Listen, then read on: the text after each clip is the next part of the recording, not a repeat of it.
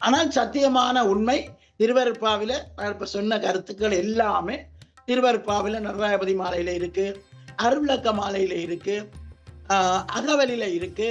இன்னும் 6ஆம் திருமுறையிலேயே என்னென்ன பதிகங்கள் இருக்கோ அந்த பதிகங்கள் எல்லாத்திலும் இந்த கருத்து இருக்கு.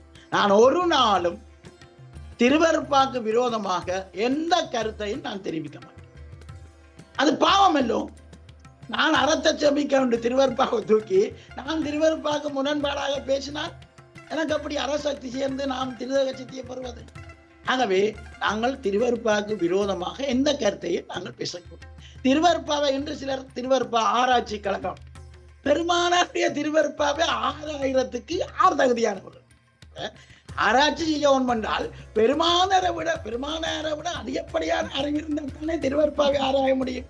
அப்ப ஒரே ஒரு வழி, அவர் சொன்னதை நாங்கள் கேட்கவும். இதுதான் உடன்பாட்டின் நிலை.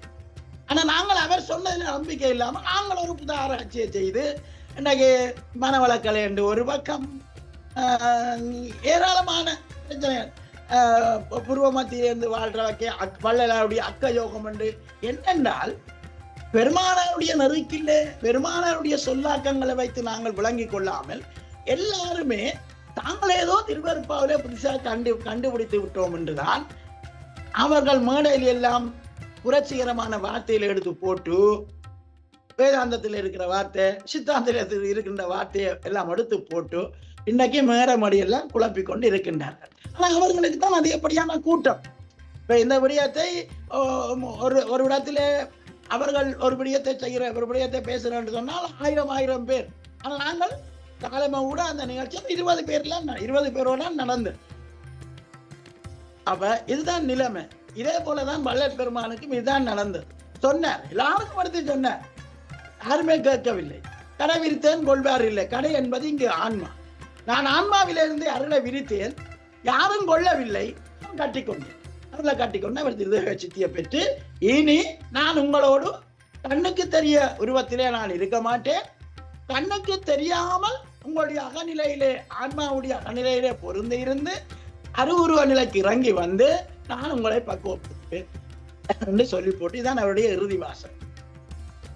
அப்ப நாங்கள் வள்ளல் பெருமானை சிந்திக்க வேண்டுமா இருந்தால், அவருடைய அரிய காட்சி அனுபவங்களை நாங்கள் பெற வேண்டுமாக இருந்தால் அகன் நோக்கித்தான் எங்களுடைய சிந்தனை இருக்கும். புறத்திலே எப்படி முயற்சி செய்தாலும் நாங்கள் வள்ளல் பெருமானை அவருடைய அந்த ஞானம் அகன் நோக்கித்தான் அவரே எங்களுக்கு ஞானத்தை வழங்கி சகல கல்வியை அவரே குருவா இருந்து போயிட்டு கொடுங்க. சரியா? இப்ப ஓதாத உணர்வு என்று அதுதான் நம்பிக்கை வைக்கிறோம். இப்ப புத்தக படிப்பினாலே நாங்கள் ஒரு விஷயத்தை பேச முடியாது. இப்ப இது எல்லாம் நான் சாகா கல்வி என்ன சிதாகாசம் நினைத்தால் என்னுடைய எண்ணம் சிதாகாசத்தில் இருக்க வேண்டும். அப்பொழுதுதான் நான் அனுபவனிலிருந்து பேசுகின்றேன் என்று பொருள். இப்ப நீங்களும் அந்த அனுபவத்தை பெறலாம் என்று நான் அழுத்தம் திருத்தமாக சொல்லுகிறேன். இந்த உச்சியிலே அந்த உணர்வு ஏற்படும். நீங்க மேல போனால் இந்த உச்சியிலே மென்மையான உணர்வுகள் ஏற்பட்டு ஆனந்தத்தை தரும்.